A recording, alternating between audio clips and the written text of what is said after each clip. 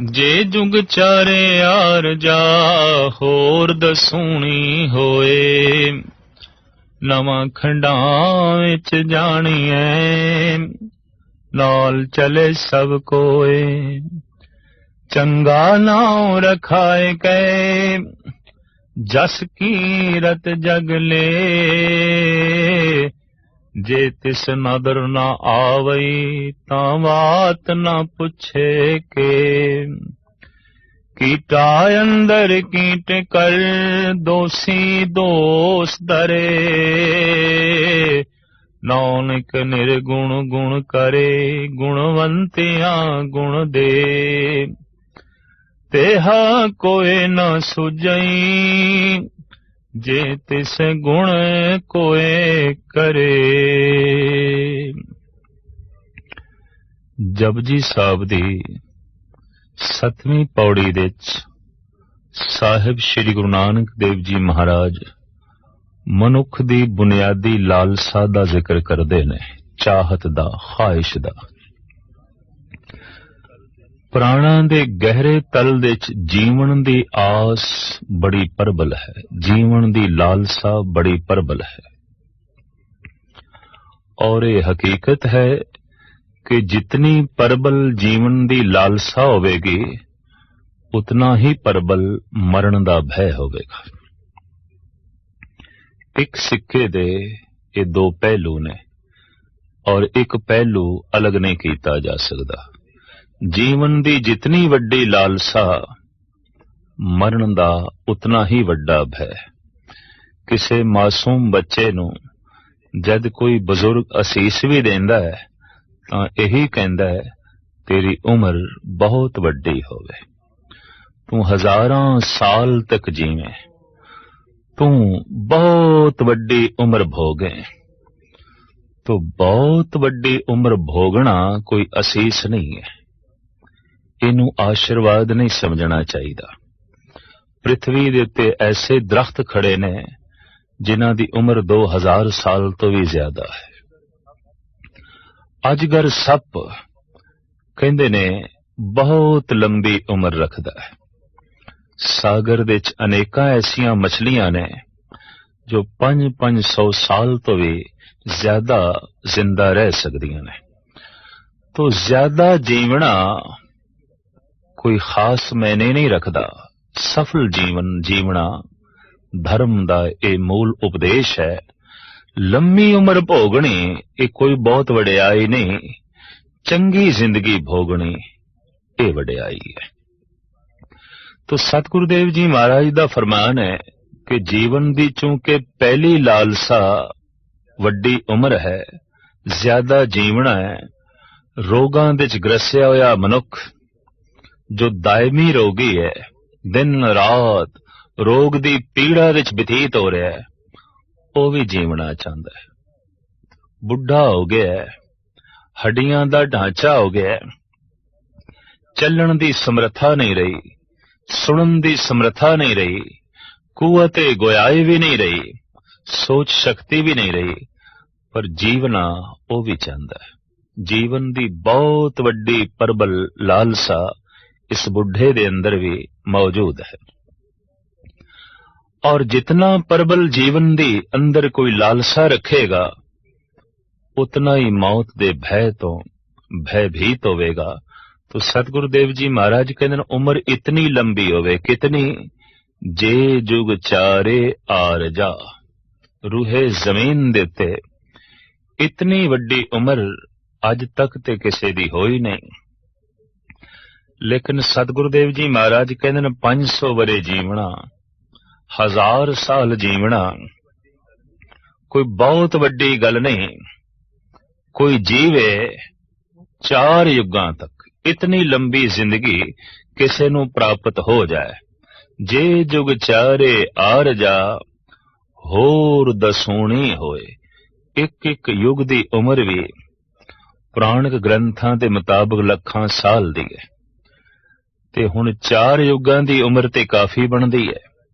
ते सतगुरुदेव जी महाराज कहंदे ने ये होर 10 गुणा वध जाए, इतनी लंबी उम्र होवे। जे जुग चारे आर जा होर दसोणी होए। तो प्रथम लालसा जीवन दी, दूसरी लालसा मनुख दे अंदर ये आउंदी है कि हर बंदा मैनू चंगा चंगा आखे, महान आखे, हर बंदे दी जबान दे ते मेरी उपमा होवे, मेरी तारीफ होवे। मनुख दी बुनियादी बुखां दे चों ये भी एक बुख है। जिथे बहुत लंबी उम्र भोगना चाहता है, उत्थे ये भी चाहता है कि हर एक दी रसना ते मेरा जिक्र होवे, हर एक जबान मेरी तारीफ करे, मेरी उपमा दे पुल बनने। तो पातशाह दा फरमान है, नवा खंडां विच जाणीए नाल चले सब कोए। सिर्फ वड्डी उम्र ही ना होवे, बल्कि 9 खंड पृथ्वी दे च जाणिया जाए।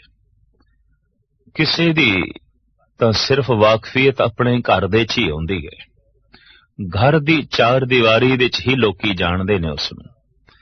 इस तो ज्यादा किसी नूं कोई नहीं पता। लेकिन कुछ एक मनुख ऐसे होंदे ने कि उन्हों मुहल्ले वाले भी जानते हैं। जिस कलोनी दे चो रहिंदा है, सारे उसनूं जानते ने, उसकी इतनी चर्चा होंदी है। कई दफा इस तो ज्यादा मनुख समर्थ बन जाता है, ते जिस शहर दे रहिंदा है, सारे देशवासी, सारे शहरवासी उसनूं जानते ने, सारे देशवासी उसनूं जानते ने। और कई दफा ऐसा भी होंदा है कि सारा संसार उसनूं जानदा है। इतनी उसकी प्रतिष्ठा हो जाती है, इतनी उसकी जगत दे चर्चा हो जाती है, सारे संसार विच उहदी गल चलती है। तो पातशाह कहंदे ने सिर्फ यही ना होवे कि उसकी उम्र बहुत वड्डी होवे, 9 खंड पृथ्वी दे च जाणिया भी जाए, 9 खंड पृथ्वी दे च सारियां नूं पता भी होवे कि इस ढंग दा भी कोई मनुख है। पर साहब नाल कहंदे ने नाल चले सब कोए। वो जिस पासे जावे उहदे नाल हामी भरन वाले सारे ही होवन। मजाल है कोई इनकार कर जाए, कोई सामने खड़ा हो जाए, उहदे नक्शे कदम ते चलन वाले होवन। जिधर वो चले जगत उस पासे चले, जो कुछ वो बोले जगत वही कुछ करे। इतनी वड्डी कोई समर्था दा मालिक हो जाए, पातशाह कहंदे ने फिर होर भी उसदे कोल खूबियां होवन। चंगा नाव रखाए के जस की रत जग ले। इतना उसदा नाम चंगा हो जाए कि संसार दी हर जबान दे उत्ते उसदी कीर्ति होवे, उसदा जस होवे, उसदी महिमा होवे। महाराज कहते ने इतनियां खूबियां दा भी कोई मालिक बन जाए तां जे तिस नदर ना आवई तां वात ना पुछे के। जे परमात्मा दी निगाह दे थल्ले नहीं आया तां अगे किसे ने गल नहीं पुछनी। भाव जीवन व्यर्थ चला गया। मनुखां दी नजरां तो उच्चा उठना आसान है, परमात्मा दी निगाह दे थल्ले आ जाना औखा है, बहुत कठिन है। जीवन दी प्रबल लालसा इस गल दा सबूत है कि जीवन दे च कोई पूर्णता प्राप्त नहीं हुई। जिस दिन पूर्णता प्राप्त हो जाती है, जीवन दी लालसा खत्म हो जाती है। जिस दिन पूर्णता प्राप्त हो जाती है, मरण दा भय भी खत्म हो जाता है। बुनियादी रूप विच ते भय मनुख दे अंदर इक्को ही है, मरण दा, और कोई भय नहीं है। मनुख जद भी डरदा है, मौत तो डरदा है। सप तो मनुख नहीं डरदा, सर्प दे अंदर छुपी हुई उसनूं अपनी मौत दिखाई देंदी है, उस तो डरदा है। मनुख शेर तो नहीं डरदा, शेर दे अंदर उसनूं अपनी मौत दिखाई देंदी है, इस वास्ते वो एक पासे हुंदा है। और अगां चलिए, मनुख दे अंदर ये जिहड़ा प्रबल भय है, ये रोम रोम दे विच व्यापक है। इस वास्ते सियाणे कहंदे ने कि धर्म दी मूल शिक्षा इन्हां ही 2 गल्लां दे उपर खड़ी है कि जीवन दी लालसा तो उच्चे हो जाना ते मरण दे भय तो रहत हो जाना। भय ते मरण दा ही है। ते मौत शास्त्रकारां ने कई तरह दी मनी है। आर्थिक मौत, राजनीतिक मौत, समाजिक मौत, धार्मिक मौत, शरीरक मौत, बौद्धिक मौत। मौत दे इन्ने अनेकां पहलू ने। आर्थिक मौत, दिवालिया हो गया है, बाल बाल करजाई हो गया है, देना सारियां दा है, लेना किसे कोल भी नहीं। लोकी कहंदे ने इस दी ते आर्थिक तौर ते मौत हो गई, ये ते खत्म हो गया। अर्थ दी दुनिया दे च ये मिट गया, धन दी दुनिया दे च ये खत्म हो गया। तो चर्चा चल पैंदी है इहदी आर्थिक तौर ते मौत हो गई। समाजिक मौत, कोई कलंक लग गया है, कोई दाग लग गया है, जगत दे च अपजस हो गया है। तो आम चर्चा चल पैंदी है बई इस बंदे दी ते समाजिक तौर ते मौत हो गई है। मुड़ के इसदी प्रतिष्ठा बन सके, इहदी इज्जत मान वडियाई बन सके, गल औखी। जिस तरह मुर्दा जिंदा नहीं हो सकता, इस ढंग दी भी किसी वक्त समाजिक तौर ते बंदे दी मौत हो जाती है। मुड़ के समाज दे च रुतबा प्राप्त करना औखा हो जाता है। शरीरक मौत, आमदे हुए श्वास ना आवन, चलदे हुए श्वास रुक गए, शरीरक मौत।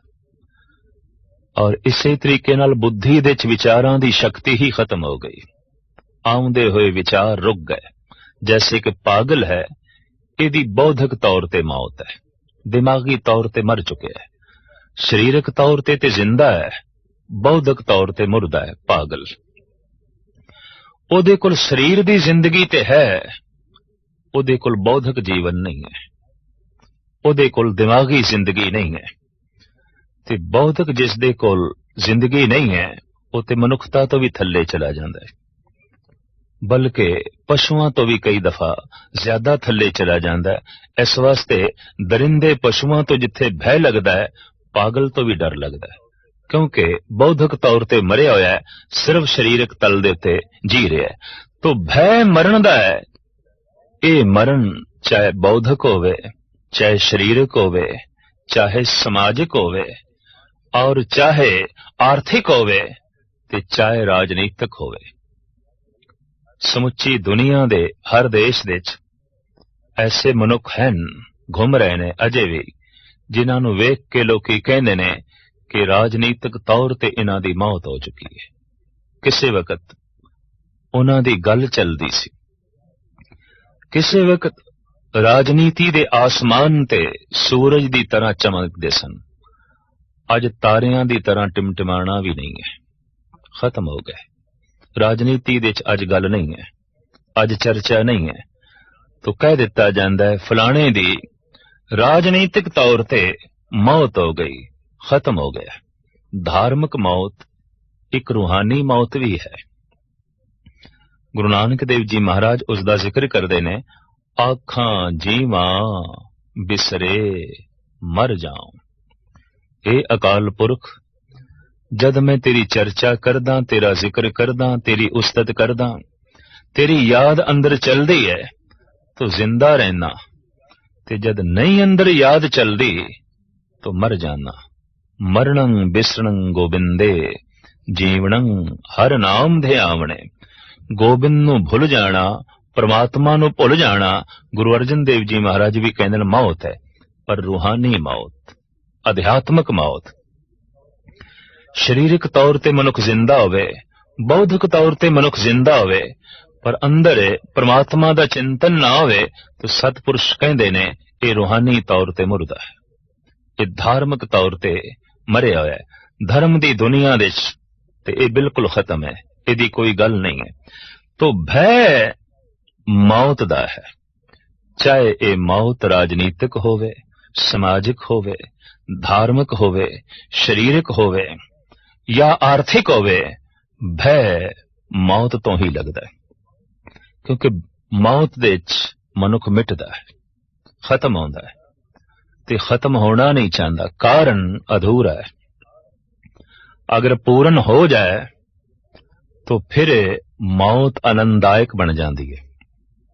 भगत सिरमौर श्री कबीर जी महाराज दा वाक, जिस मरने ते जग डरे, मेरे मन आनंद, मरने ही ते पाइए, पूरन परमानंद। मौत क्यों आनंद बन गई? क्योंकि जीवन दी लालसा नहीं रही। ते जीवन दी लालसा क्यों नहीं रही? जीवन दा जो लक्ष्य सी उदी प्राप्ति हो गई। जीवन दा जो निशाना सी उस तक पहुंच गए। जिंदगी दी जो मंजिल सी वो प्राप्त हो गई। जब ठिकाना मिल गया, घर तक पहुंच गए, ते हुण ये जिहड़ा जीवना है, इस मार्ग नूं की करिए? घर ते पहुंच के मनुख मार्ग तो किनारा कश हो जाता है, एक पासे हो जाता है। तो जिस दिन परमात्मा की प्राप्ति हो जाती है, जीवन की लालसा खत्म। ते जिथे जीवन की लालसा खत्म, उत्थे मरण का भय भी खत्म। आदि काल तो लोकी कोशिश करते रहने कि उम्र वड्डी करिए, और इस तरह का आबे हयात, इस तरह के कुछ ते वैद लोग बनाते रहने जिहदे नाल मनुख वड्डी उम्र भोग सके। अमर फल दी दास्ताना भी धार्मिक ग्रंथां विच मिलदियां ने, जिन्हों खा के बंदा अमर हो जाता है। अमर फल लगदा है कोई बूटी, कोई दवाई इस ढंग दी मनुख तलाश करदा रहा जिस दे नाल ज्यादा दिन तक जी सके, ज्यादा दिन इस पृथ्वी दे ते श्वास लै सके।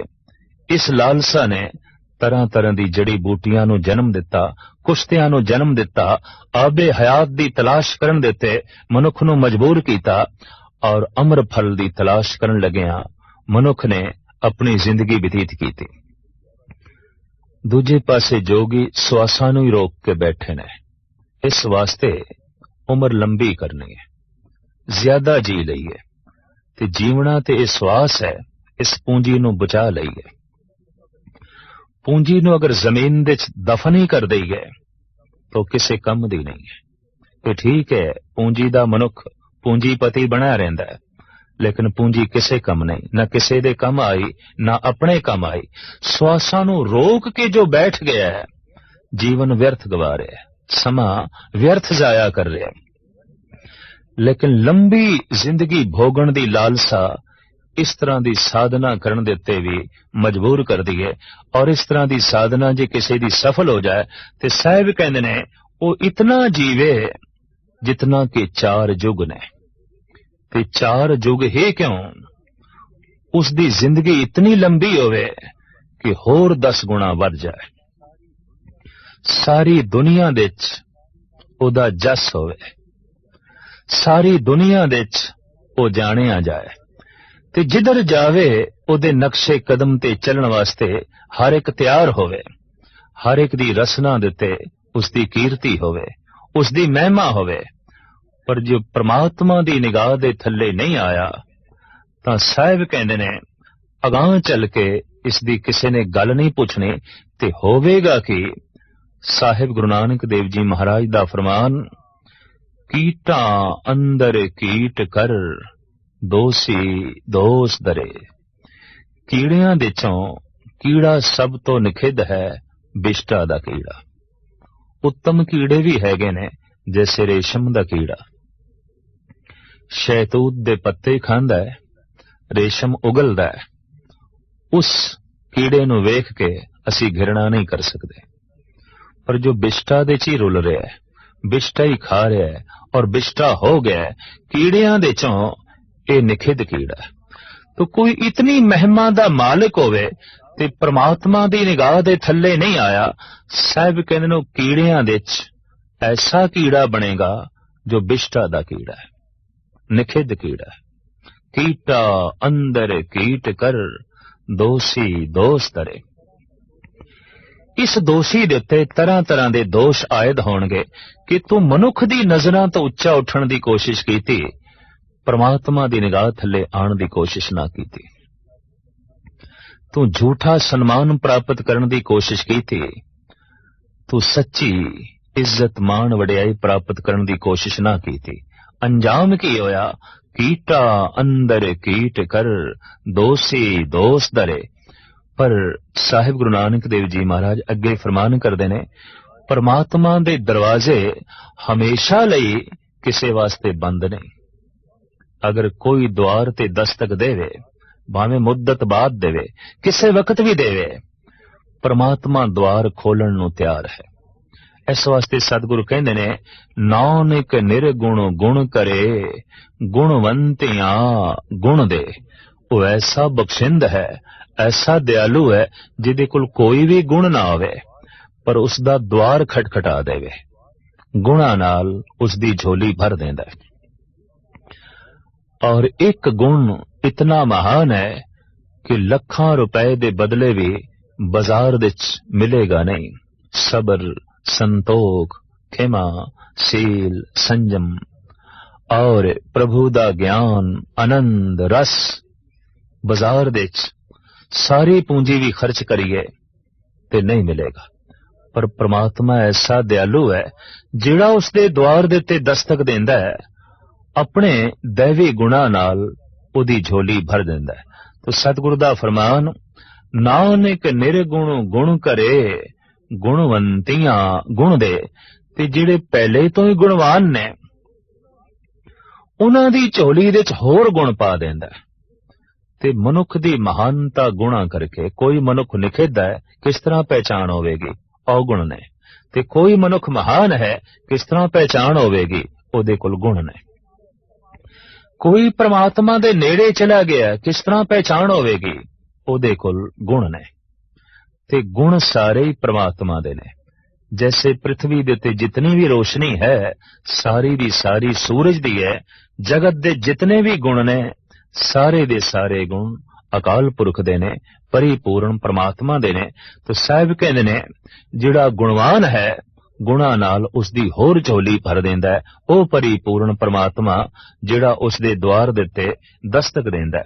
नानक निर्गुण गुण करे, गुणवंतियां गुण दे। तेहा कोय न सुझई, जे तिस गुण कोय करे। साहिब गुरु नानक देव जी महाराज दा फरमान, मैं समूह जगत दे ते निगाह मार के वेख लईए, ऐसा दाता होर कोई भी नहीं। परमात्मा वर्गी होर कोई हस्ती नहीं कि निगुणियां नूं गुण दे देवे ते गुणवानां दी झोली होर गुणां नाल भर देवे, आनंद नाल भर देवे।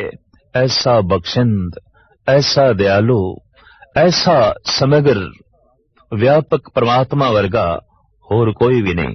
तेहा कोय न सुझई, जे तिस गुण कोई करे। इस तरह दे गुण कोई होर दे सके, परमात्मा तो इलावा मैनू होर कोई नहीं दिखाई देंदा। और वास्तविक ये सही खोज सतपुरुषां दे सामने ही आई है कि दाता केवल परमात्मा है, अकाल पुरख है, और वो दात दे रहा है। दात की होंदी है?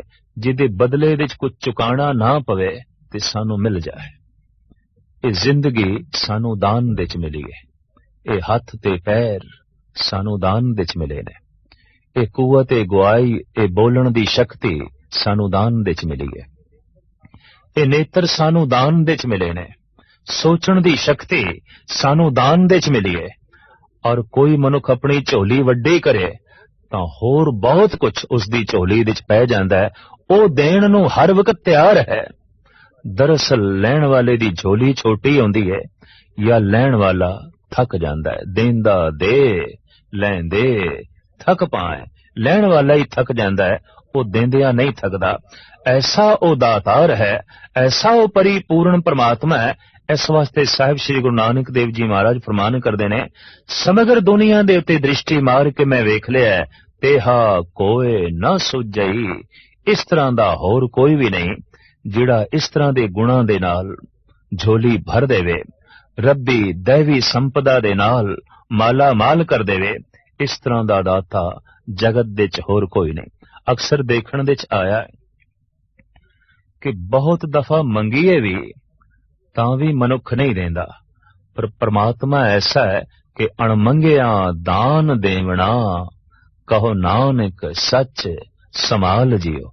उते ऐसा बख्शिंद है, उते ऐसा दयालु है, अणमंगिया ही झोली च पा देंदा है।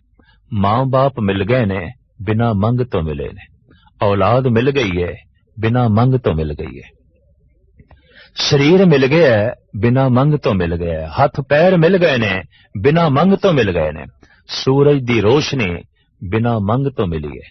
घर दे विच जैसे बिजली जलदी है ते महीने बाद बिल देंदे आ, सदियां तो सूरज रोशनी दे रहा है, मुफ्त विच दे रहा है, दान विच दे रहा है, बदले विच असी कुछ नहीं चुका रहे।